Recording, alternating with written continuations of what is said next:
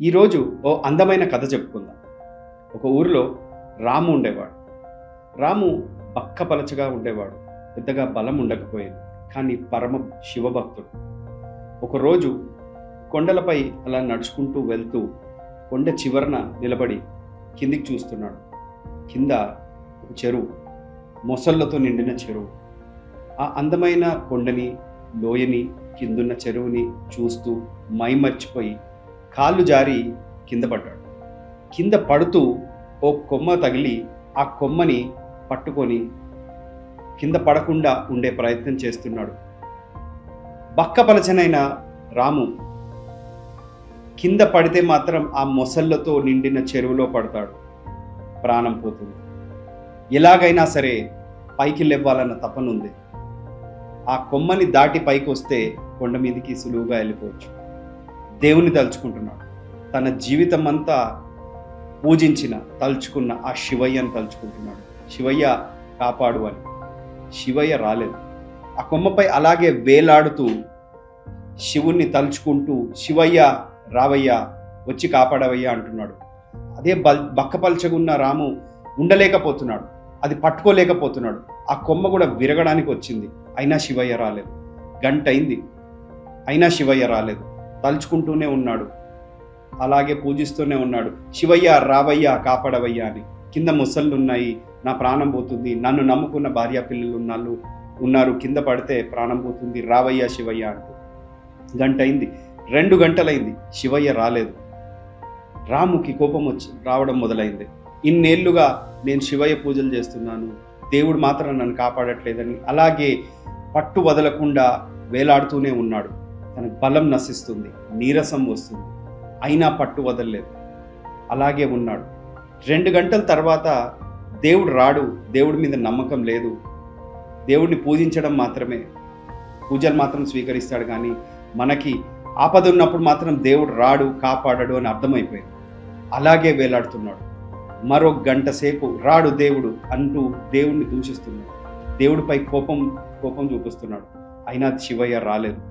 అలాగే పైకి వచ్చే ప్రయత్నం చేస్తూ 4-5 గంటల తర్వాత మెల్లిగా, అసలు తనకే నమ్మశక్యం కాని విధంగా రాము పైకి వచ్చాడు. ఆ కొండపై వెళ్ళగానే అక్కడ ఒక ఆయన కూర్చొని ఒక చిన్న కర్రతో రాయి మీద కూర్చొని ఆడుకుంటున్నాడు. ఏందయ్యా, నేను అప్పటి నుంచి అరుస్తున్నాను, కాపాడమంటున్నాను, నువ్వు మాత్రం నన్ను కాపాడడానికి రాలేదేంటి అని.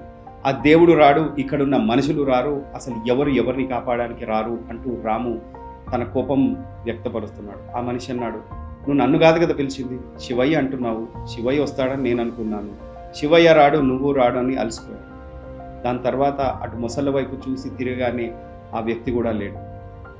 కానీ బక్కపలచగా ఉన్న రాము అరగంట సేపు కూడా ఆ కొమ్మని పట్టుకోలేని రాము ఒక 15 నిమిషాలు కూడా మనిషి దానిపైన ఉంటే నిలబడకుండా విరగాల్సిన కొమ్మ విరగలేదు.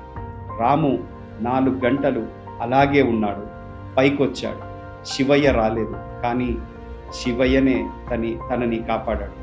దేవుడి మీద నమ్మకం అలాగే ఉంటుంది. దేవుడు ప్రత్యక్షంగా వచ్చి మనకేది చేయడు. దేవుడు ఖచ్చితంగా మనలోని బలాన్ని పెంచుతాడు. మనకి ఇబ్బందులున్నా మనలోని మనోస్థైర్యాన్ని పెంచుతాడు. ఆ ఇబ్బందుల్ని ఎదుర్కొనే ధైర్యాన్ని ఇస్తాడు. ప్రతి ప్రాబ్లంకి సొల్యూషన్ వైపు నడిపిస్తుంటాడు. అంతేగాని దేవుడు వచ్చి చెయ్యడము, సినిమాల్లో చూపించినట్టు తాడివ్వడమో, పైకి లాగడమో అలాంటివి నిజ జీవితంలో జరగవు. మనకు ఆకలి అవుతున్నప్పుడు అక్కడికి వచ్చి చేపల వేట చేస్తుంటే చేపలు ఇవ్వడు దేవుడు. చేపలు పట్టడం ఎలానో విద్య నేర్పిస్తాడు దేవుడు. ఇంగ్లీష్లో అంటారు, if you are hungry, God doesn't give you food, he will teach you how to get that food, how to do the fishing. అలాగే దేవుడి మీద మనం నమ్మకం ఎప్పుడు సడలకుండానే ఉండాలి. మీకేంటో గమ్మత్తైన విషయం తెలుసా? మొదటి 2 గంటలు పూజించిన రాము మరో 2 గంటలు కూడా శివయ్యనే తలుచుకున్నాడు. నువ్వు రావు అంటూ దూషిస్తూ తిడుతూనే శివయ్యనే తలుచుకున్నాడు. ఆ 4 గంటల సేపు ఆ దేవుడే, ఆ శివయ్యే తనకి మనోస్థైర్యాన్ని పెంచుతూ, ధైర్యాన్ని ఇస్తూ, తనకు అసలు కండబలం లేని రాముకి కూడా అదే 4 గంటలు అలాగే వేలాడే బలాన్ని ఇచ్చాడు. ఆ దేవుడి పైన మనకు అదే నమ్మకం ఉండాలి. ఖచ్చితంగా మనలో ధైర్యం నిండుతుంది. ప్రతి ప్రాబ్లమ్ని, ప్రతి ఇబ్బందిని ఎదుర్కొనే మనోస్థైర్యం మనకు కలుగుతుంది. ఇది ఇవాళటి అందమైన కథ. నేను మీ కౌశిక్. కేలాగ్స్ ఛానల్ని సబ్స్క్రైబ్ చేయడం మర్చిపోవద్దు. పక్కనున్న బెల్ బటన్ నొక్కడం అంతకన్నా మర్చిపోవద్దు. వీడియోస్ని లైక్, షేర్ చేయడం అసలు మరవద్దు.